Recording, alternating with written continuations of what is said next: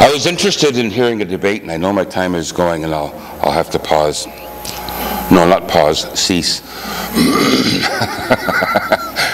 Because if I came up for air, you might all disappear. There was a debate a couple of years ago between Tony Blair, the former Prime Minister of Britain, and a man by the name of Christopher Hitchens. Anybody heard of Christopher Hitchens? Okay. He was a journalist. He's deceased, as you know now. But the resolution was that religion has been good for the world. Blair took the side that affirmed that resolution, and Christopher Hitchens said that religion was bad for the world. Well, Christopher Hitchens was a good journalist, but he isn't a good historian. And as you look through history, you can find certain places where Christian zealots did things that we are all thoroughly ashamed of, but you find enormous changes, for example, in our own heritage, our British society, by evangelical Christians. Secular historians will tell you that England was saved from the fate of France because of the preaching of the evangelical faith.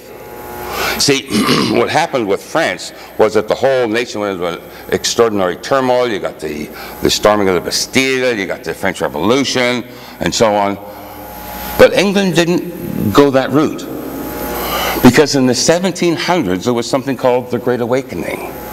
Wesley, Whitefield, Howell Harris, John Cennick, and all these other fellows preached the gospel.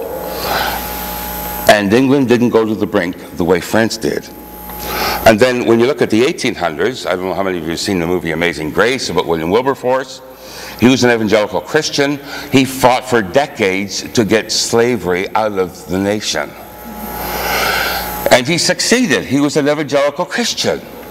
And following him, Lord Shaftesbury sort of took over and went through the mid part of the 1800s in Britain, stopping them hanging 7-year-old kids for stealing a loaf of bread, getting the kids out of the mines as human mules, all kinds of other things. But the point is, it was Christians that shaped society in the 1800s in England. They did so much to get rid of the evil that was still in society. One group of Christians called the Clapham sect lived in a place called Clapham Downs, just was a suburb of London at the time. It's now part of the city of London. Some of these people, like Henry Thornton, were bankers. The former governor of Sierra Leone, other very wealthy people, gave away between 20 and 90% of their annual income to the poor. Now, they still live very nicely. I'm not saying they didn't. They didn't. Well, a couple of them put themselves in the poorhouse. But for the main, they stayed living in a nice, genteel fashion. But they gave away the greater portion of what they took in each year to alleviate suffering. World Vision started by an evangelical Christian. The Salvation Army. Anybody who's fought in a war where the Salvation Army was helping loves the Salvation Army, even though they're an atheist. Christianity has done enormous things to alleviate suffering and better society, with hospitals, with universities, with school for children who didn't go to school in England at the time. Hennemore and others. So we can talk to people about those things as well, if we want to take the time. But it all comes back to the foot of the cross. People can see the logic of God having a right way and a wrong way to approach Him if you talk to them long enough about the way the world's organized. They can see that Christianity has done more than any religion to better humanity.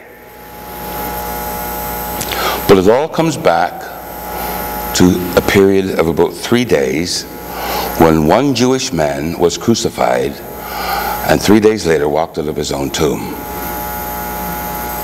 This Jewish man who claimed to be God to forgive sins, to read people's thoughts, and on it goes.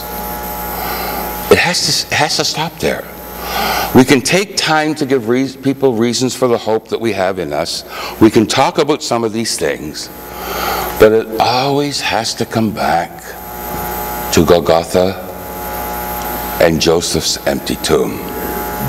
So I encourage you in your witness to the exclusive claims of Christ, the politically incorrect claims of the gospel, to doggedly go on, to keep telling people that Jesus is the only way. And in the grace of God, one day you'll talk to someone and the lights will come on. They'll awaken from their spiritual death and come to life in Jesus. God will enter the equation and do what you cannot. He'll take your words and make them life to some unsaved person.